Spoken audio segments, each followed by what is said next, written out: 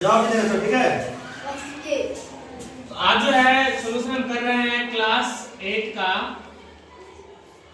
जो विषय कौन सा है, साइंस। और चैप्टर नंबर कितना है, 11 है ना। चैप्टर का नाम विद्युत धारा का रासायनिक प्रभाव। उसका जो है क्वेश्चन आंसर करवा रहे हैं, ठीक है।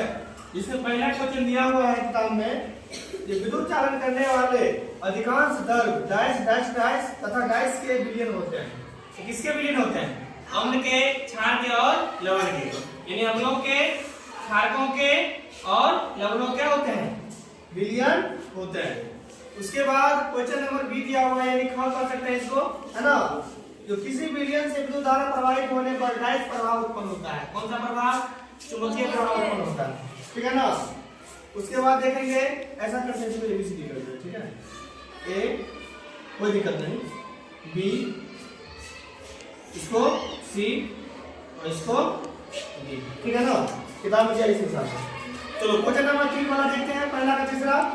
यदि किसी कॉपर सल्फेट विलयन से विद्युत धारा प्रवाहित की जाए तो कॉपर बैटरी के टर्मिनल डैश टर्मिनल से संयोजित प्लेट पर क्या होगा? निक्षेपित होता है। तो कौन सा? निगेटिव। निगेटिव मतलब क्या होता है? निगेटिव मतलब माइनस, यानी ऋणात्मक, ये ऋण होगा, ठीक है। और डी का क्वेश्चन है, जो विद्युत धारा किसी पदार्थ पर वांछित धातु की परत निक्षेपित करने की प्रक्रिया। मतलब क्या? अगर मान लो किसी धातु पदार्थ पे किसी अन्य धातु का क्या करते हैं, पतली चादर या परत चढ़ाते हैं, उसको क्या बोला जाता है? उसको बोला जाता है विद्युत लेपन, है ना। अब जो है क्वेश्चन नंबर दूसरा दिया हुआ है, क्वेश्चन नंबर 2 को पहले पढ़ेंगे। जब किसी संपरीक्षित के स्वतंत्र सिरों को किसी विलयन में डुबोते हैं तो चुंबकीय सुई विक्षेपित होती है। क्या आप ऐसा होने के कारण की व्याख्या कर सकते हैं? इसका जवाब होगा, जब किसी संपरीक्षित, क्या है, संपरीक्षित, क्या लिखा होगा, संपरीक्षित, है ना, के स्वतंत्र सिरों को काटने की टेंशन नहीं लेना है, किसी विलयन में डुबोते हैं। क्या करते हैं? उसको डुबोते हैं तो चुंबकीय सुई क्या हो जाती है? विक्षेपित हो जाती है। क्या हो जाती है? विक्षेपित हो जाती है। इसका कारण यह है कि विद्युत धारा चुंबकीय प्रभाव क्या करती है? उत्पन्न करती है। क्या करती है? विद्युत धारा चुंबकीय प्रभाव उत्पन्न करती है ना। यही कारण है जो विद्युत धारा के बहुत दुर्बल होने पर भी चुंबकीय सुई क्या होती है? विक्षेपित होती रहती है, ठीक है ना। अब क्वेश्चन नंबर जानेंगे हम 3 के बारे में। क्वेश्चन नंबर 3 जो दिया हुआ है, जो ऐसे 3 द्रव्यों के नाम बताइए या नाम लिखिए जिनका परीक्षण 11.9 जो आकृति दी हुई है उसमें दर्शाए अनुसार चुंबकीय सुई विक्षेपित हो सके। तो किस किस में क्या होगा? चुंबकीय सुई क्या होगा? विक्षेपित होगा। तो पहला हो जाएगा नींबू का पानी, दूसरा हो जाएगा टोटी का पानी, नलका वाला, और तीसरा हो जाएगा कॉपर सल्फेट, ठीक है ना। अब हम जानेंगे क्वेश्चन नंबर 4 के बारे में। तो क्वेश्चन नंबर 4 जो है दिया हुआ है, जो दर्शाई गई व्यवस्था में बल्ब नहीं जलता है, क्या आप संभावित कारणों की सूची बना सकते हैं? अपने उत्तर की व्याख्या कीजिए।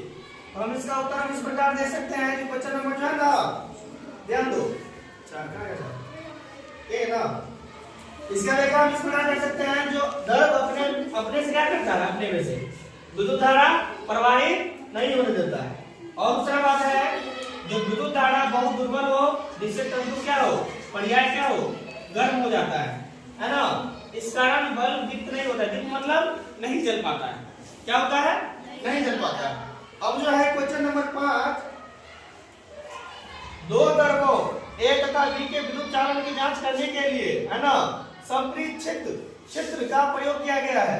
यह देखा गया है कि संपरीक्षित का बल्ब द्रव A के लिए चमकीला दीप्त हुआ, यानी जलता है, और जबकि द्रव B के लिए अत्यंत धीमा दीप्त होता है। मतलब क्या? A वाला ज्यादा चमकता है और B वाला धीमा, यानी कि कम चमकता है। आप निष्कर्ष निकाल सकते हैं। ऑप्शन 1 में दिया हुआ है कि द्रव A द्रव B से अच्छा चालक है, B में दिया हुआ है द्रव B द्रव A से अच्छा चालक है, 3 में दिया हुआ है, C में दिया हुआ है दोनों द्रवों की चालकता क्या होती है? समान है, और 4 में दिया हुआ है द्रवों की चालकता के गुणों की तुलना इस प्रकार नहीं की जा सकती है। इसका राइट आंसर हो जाएगा द्रव A क्या है? B से अच्छा चालक है, ठीक है ना। अब हम जानेंगे क्वेश्चन नंबर 6 का सॉल्यूशन। ध्यान दो, क्वेश्चन नंबर पहले 6 क्या बोलता है? क्या शुद्ध जल विद्युत का चालन करता है ना। यदि नहीं तो इसे चालक बनाने के लिए हम क्या कर सकते हैं, है ना। इसका जवाब हो जाएगा नहीं। क्यों? क्योंकि शुद्ध जल में क्या होता है, विद्युत धारा प्रवाहित नहीं होती है। उसको अशुद्ध बनाने के लिए हम क्या करेंगे, तो ध्यान दो, उसको अशुद्ध बनाने के लिए पहले थोड़ा देख लेते हैं। नहीं, शुद्ध जल विद्युत धारा का चालन, विद्युत का चालन नहीं करता है। इसे चालक बनाने के लिए इसमें नमक, चीनी और क्या करते हैं, साधारण लवण, यानी साधारण जो नमक होता है उसको क्या करते हैं, घोलकर उसको क्या बनाया जाता है, चालक बनाया जाता है, जिससे क्या हो, विद्युत धारा प्रवाहित हो सके। और एक हम साधारण नमक का अगर बात करें, जिसका नाम क्या हो जाता है, NaCl, जिसका नाम क्या है, सोडियम क्लोराइड, सोडियम क्लोराइड, ठीक है ना, इसको साधारण नमक बोलते हैं। तो इस प्रकार से आप लोगों के लिए क्या किया गया है, 1 से लेके 6 तक का सोल्यूशन कर दिया गया है। 6 से जो आगे 12 तक दिया हुआ है क्वेश्चन, उसका सोल्यूशन कर दिया, ठीक है। क्वेश्चन नंबर 7 है, ध्यान देना है। जो आग लगने के समय फायरमैन पानी के हौज यानी पाइपों का उपयोग करने से पहले उस क्षेत्र की मुख्य विद्युत आपूर्ति को बंद कर देते हैं। व्याख्या कीजिए कि वे ऐसा क्यों करते हैं, ठीक है। इसका राइट आंसर हो जाएगा, जो आग लगने के समय फायरमैन पानी के हौज पाइपों का उपयोग करने से पहले उस क्षेत्र की मुख्य विद्युत आपूर्ति यानी कि जो मेन लाइन होता है ना, उसको क्यों बंद कर देते हैं, बंद कर देते हैं क्योंकि साधारण पानी विद्युत का क्या होता है, सुचालक होता है, लेकिन गंदा वाला जो पानी होगा, अशुद्ध पानी क्या हो जाता है, वो सुचालक हो जाता है ना। यदि छिड़काव करते समय कुछ पानी विद्युत बोर्ड आदि में चला जाएगा तो क्या हो जाएगा, सारे क्षेत्र में क्या हो जाएगा, विद्युत धारा फैलने लग जाएगा, यानी करंट पकड़ लेना है ना।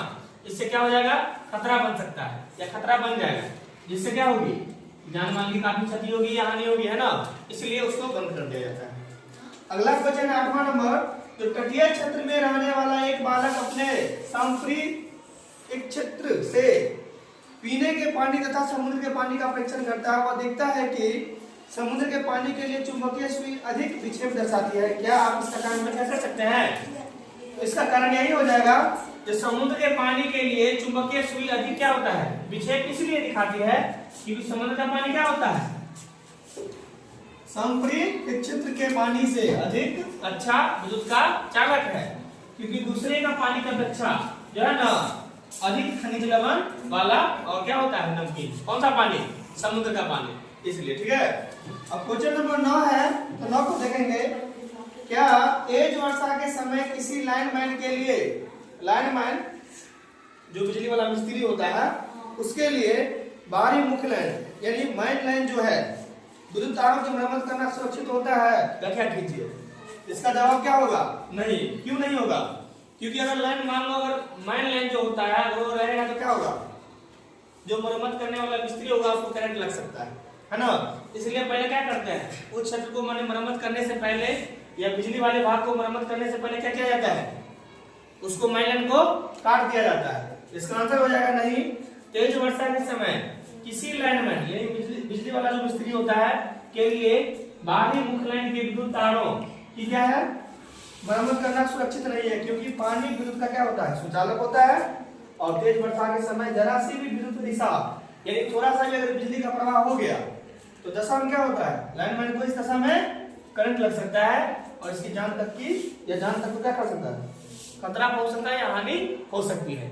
इसलिए क्या होता है, उसको काट देना चाहिए, ठीक है। मान लेंगे हो गया। क्वेश्चन नंबर 10, 11, 12 आ गया, अगले क्लास में करवा दिया जाएगा, ठीक है।